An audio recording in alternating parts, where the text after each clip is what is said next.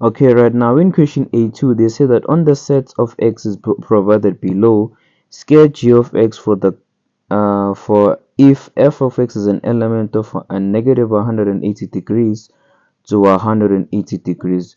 Now, if you try and put negative 180 degrees in your calculator, so if you say 10 over negative 180 degrees over 2, can you see that it gives you a math error? And I'm sure that also if you say 10 over 180 degrees over 2, it also gonna give you a math error. That means that negative 180 degrees and 180, we call them a vertical asymptotes.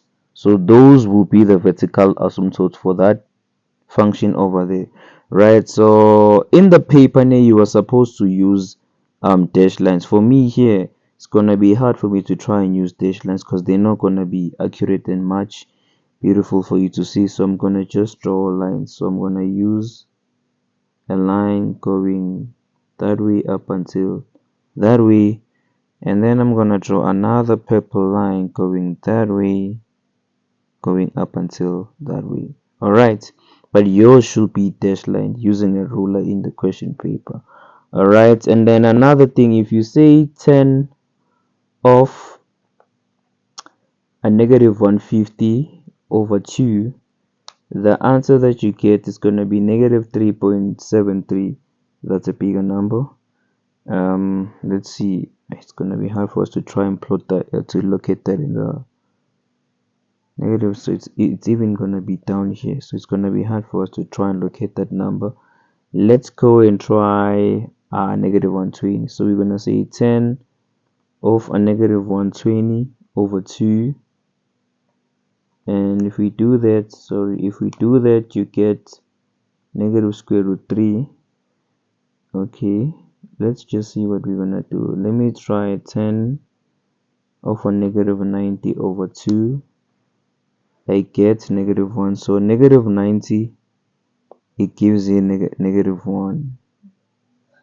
Sorry, I'm gonna use, so that gives me a negative 1. And I presume that also if you say 10 of 90 degrees, it's also gonna give you, or it's gonna give you 1. 10 of 90 degrees is gonna give you 1, right? And then if you say 10 of negative 60 over 2, you get negative 0.5773. Okay, we still get numbers which are long decimals. Let me try 10 of negative 30 over 2. I get another different answer. So in this case of ours, can you see that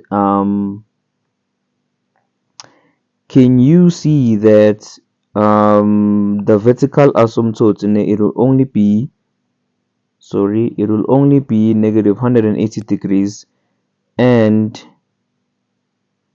180 degrees. All right, can you see that? And then if you were to put 10 of 0 over 2, it's basically going to be 0.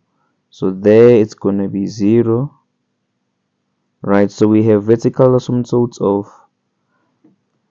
of negative 180 and 180. So let me try locating those other values. Then let me see what curve I can get. I'm going to use a purple color. So if I say 10 minus 150 over 2, it's going to give me a number that is just going to be somewhere here, I think, right? And then if I say 10 of a negative 120 over 2, it gives me a negative square root 3, so which is going to be basically just here, right? Okay, I think I can see where that curve is going so far. Right, let me try 10 of 30 degrees over 2.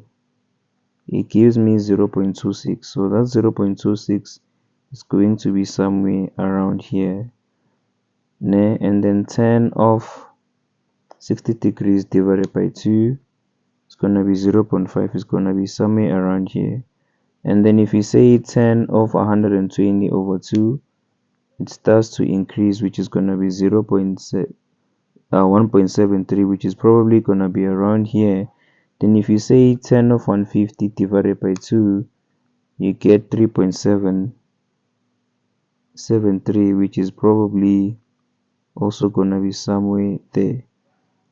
Now, looking at that curve, I think that curve, if you were to draw it, it's gonna go something like this. Yeah, that's how the curve is gonna look. Let me try make it a little bit splicely beautiful. It's gonna go probably something like this. Hmm. Sorry, it's not breaking out. Um, let me try one more time. It's gonna go something like, yes, something like this. So this is how your curve is gonna probably or mostly look like. So I'm just gonna rub out for now there, and then just rub it out just there. Yes, so your curve should probably look something like this, and then you should draw your what?